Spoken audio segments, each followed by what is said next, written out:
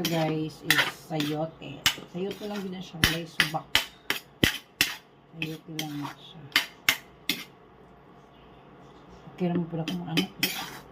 Gulay raway subak.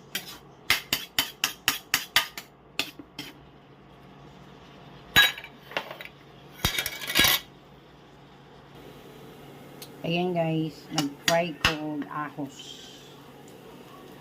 Pangka sa sayote lang, walay subak. Ayan. Pag mag-fry na siya. Ayan guys, okay na to. Ayan.